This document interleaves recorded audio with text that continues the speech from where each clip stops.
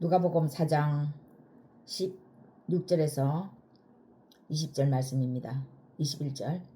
예수께서 그 자라나신 곳 나사렛에 이르사 안식일에 늘 하시던 대로 회당에 들어가사 성경을 읽으려고 서심해 선지자 이사야의 글을 들이거늘 책을 펴서 이렇게 기록된 데를 찾으시니 곧 주의 성령이 내게 임하셨으니 이는 가난한 자에게 복음을 전하게 하시려고 내게 기름을 부으시고 나를 보내사 포로된 자에게 자유를 눈먼 자에게 다시 보게 함을 전파하며 눌린 자를 자유롭게 하고 주의 은혜를 전파하게 하려 하심이라 하였더라. 책을 덮어 그 맡은 자에게 주시고 앉으시니 회당에 있는 자들이 다 주목하여 보더라. 이에 예수께서 그들에게 말씀하시되 이 글이 오늘 너희 귀에 응하였느니라 하시니. 아멘. 주의 성령이 내게 임하셨으니 라는 제목으로 하나님의 말씀에 은혜를 나누고자 합니다. 하나님께서 저와 여러분에게 말씀 듣는 우리 모두에게 하나님의 크신 은혜 주시기를 예수님으로 축복합니다. 하나님께서 분명히 들려주시는 음성이 있을 것입니다. 그 음성으로 다시금 힘을 얻고 모든 앞에 있는 장애물 다 헤쳐나가시기를 예수님 이름으로 축복합니다. 사람이 하나님으로부터 가장 큰 축복을 받았다라고 하는 말씀이 바로 오늘 본문 말씀입니다. 이 말씀은 예수님이 공적인 사역을 시작하는 중요한 말씀입니다. 깨끗하고 흠이 없으신 분만이 이러한 외침을 외칠 때 사람들은 귀를 기울이고 그 말에는 힘이 있습니다. 자기 자신이 자신 안에 아직 해결하지 못한 내면의 숱한 찌꺼기가 많이 있는데 어찌 사람들한테 나가서 이렇게나 당당하게 외칠 수 있겠습니까? 오직 예수님 한 분만이 이렇게 외칠 수 있습니다. 완전한 선이시며 완전한 어려우신 분이시기 때문입니다. 그러나 하나님은 예수 그리스도 안에서 말씀으로 어렵다함을 입은 사람들, 예수 그리스도 안에서 죄로부터 자유함을 얻은 사람에게도 예수님과 같이 동일한 성령을 부으시고 예수님과 같은 이런 선포의 명령을 하실 수 있는 축복을 주십니다. 하늘의 복을 선포할 수 있는 진정한 사역의 힘은 성령의 능력이 아니고서는 행해지지 않습니다. 하나님의 말씀은 성령의 능력이 함께 나가야 그 말씀이 하나님의 말씀이 되는 거죠. 책에 있는 말씀은 일반적인 보편적인 말씀이지만 이 말씀이 내게 능력이 되려면 선포하는 것이 능력이 되려면 성령이 임하셔야 합니다. 성령이 말씀 속에서 말씀을 움직이셔야 합니다.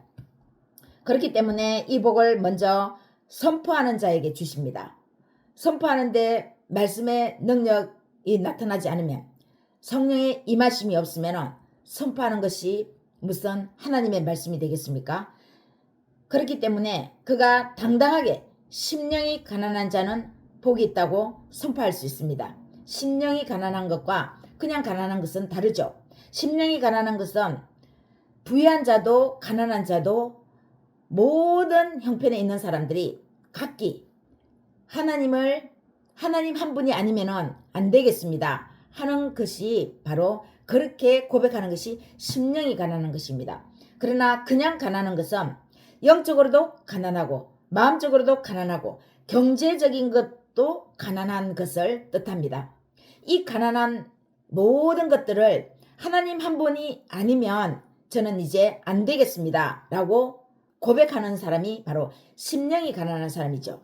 그래서 우리 모두는 심령이 가난한 사람이 되어야 합니다. 그냥 가난한 사람이 아니라 심령이 가난한 사람이 되어야 하겠죠. 심령이 먼저 가난할 때 이 가난한 자로 자신이 하나님 앞에 나아갈 수 있고 또 세워집니다. 먼저 자기 자신이 이렇게 하나님 앞에 세워진다는 것이죠. 내가 심령이 가난해야 하나님 앞에 먼저 하나님이 세워주시는 것입니다. 하나님이 나를 세워주실 때에 내가 하나님의 말씀을 선포할 때 능력이 나타나는 것입니다. 예수님은 이 한 사람을 세우실 때에 왜 세워주십니까? 그 한 사람을 위해서만 세워주십니까? 그 사람을 통해서 많은 사람들이 별과 같이 빛나게 영혼들이 반짝반짝 빛나며 돌아올 수 있기 때문이죠.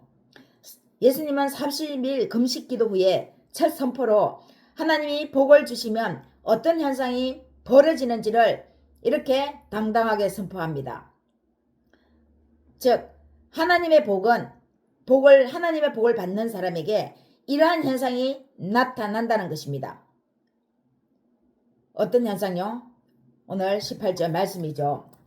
주의 성령이 내게 임하셨으니 이는 가난한 자에게 복음을 전하게 하시려고 내게 기름을 부으시고 나를 보내사 포로된 자에게 자유를, 눈먼 자에게 다시 보게 함을 전파하며 눌린 자를 자유롭게 하고,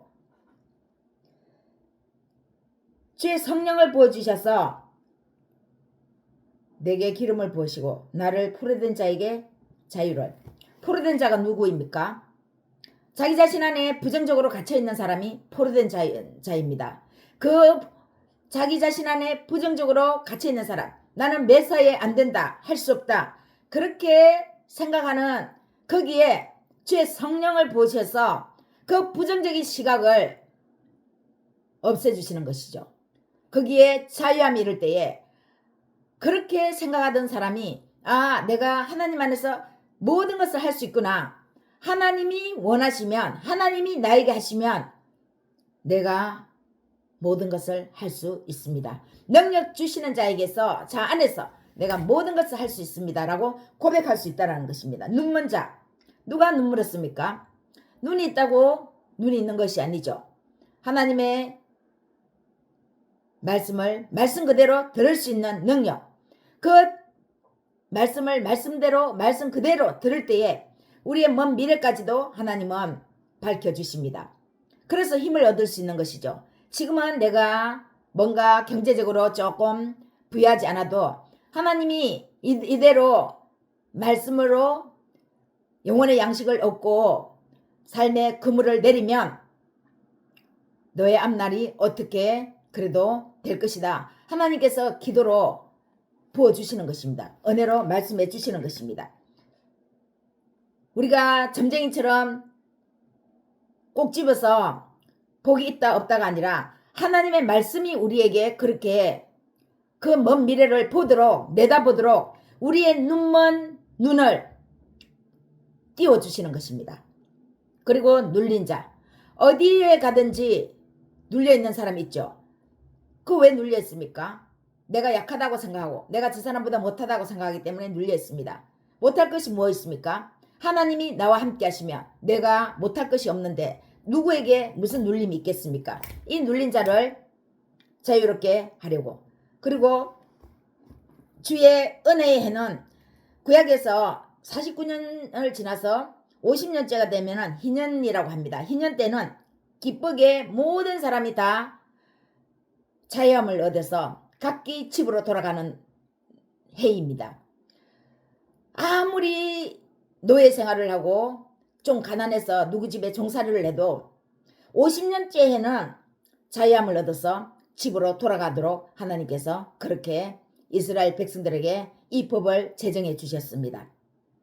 한 번은 숨통이 트여야 되지 않겠습니까? 한 번 노예가 됐는데 종살이를 하는데 평생 종살이를 하면 되지 않지 않습니까?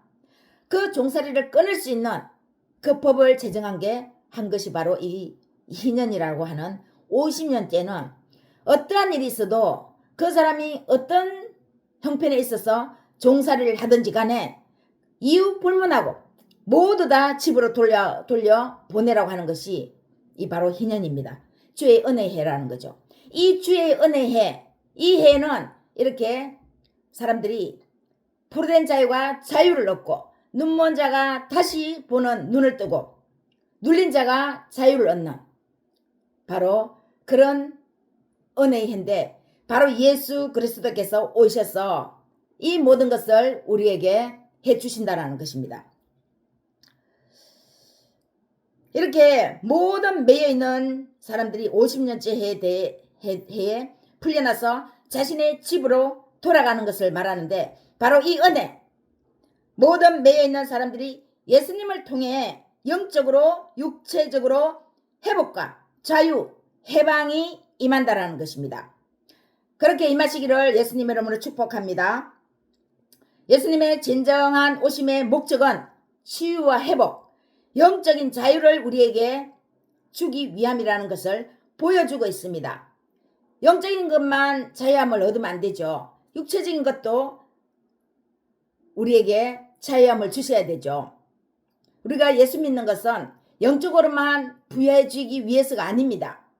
삶의 행복이 어디 있습니까? 가난해가지고 찌들어서 가난한데 내가 행복하다 그렇게 말할 수 없으면은 그 가난에서 벗어나는 것이 마땅합니다. 예수님이 오신 것은 하늘의 부요, 그 부요는 영적인 것뿐만 아니라 육체적인 부요도 우리에게 주시기 위함인 것입니다. 공적인 사역을 시작하기 전에 예수님은 사탄에게 이끌려서 광야에서 40일간 금식기도 했습니다. 이 은혜를 오늘 우리는 받음으로 예수님 안에서 공적으로 선포해 나가야 합니다. 우리 또한 예수님과 같이 공적으로 선포해 나가야 합니다. 예수님도 인류를 구원하기 위해서 공적인 메시지를 준비하기 위해서 이렇게 40일 동안 금식하며 사탄에게 이끌린 바 되었습니다. 하물며 우리는 어떠한 시련과 고난을 거쳐 나가겠습니까? 광야 생활, 우리도 몇십 년이 걸릴 수 있었다는 거죠. 지금까지 저와 여러분, 하나님 안에서 어떤 시련을 거쳐온 것은 그냥 나 자신에게만 하나님의 은혜를 베풀기 위함이 아니라 나를 통해서 예수 그리스도를 믿는 그 믿음 안으로 들어오는 그 사람들을 하나님은 준비하기 위해서 구원의 은혜로 들어오기 위해서 한 사람을 준비하십니다. 한 사람 예수 그리스도를 준비하셔서 인류를 구원하시기 위해서 공적인 메시지를 선포하시는 것처럼 오늘 우리가 예수 그리스도 안에서 이 주의 성령이 내게 임하셨으니 성령의 임하심을 받은 사람들은 우리의 말을 통해서 또 다른 하나님의 자녀들이 하나님의 집으로 돌아와야 합니다. 그렇게 여러분을 통해서 많은 사람들이 하나님의 집으로 돌아올 수 있기를 예수님의 이름으로 축복합니다. 여러분, 복을 내가 받았으면 또 다른 사람이 복을 받을 수 있도록 우리는 기도하고 이끌어 줘야 합니다. 사랑하는 여러분, 가정에 하시는 일에 주의 성령이 임하심으로 모든 매여있는 일들 또 자녀들 영적 육적으로 다 풀려나가시기를 축복합니다. 4월 마지막입니다. 8월은 5월입니다. 가정의 달입니다. 모든 일들이 매여있는 일들이 풀어지고 집 나갔던 하나님의 자녀가 하나님의 집으로 돌아오는 역사가 있으시기를 축복합니다. 앞으로 여러분의 인생길에 주의 은혜가 늘 함께 하시기를 예수 그리스도 안에서 축복하고 소망합니다.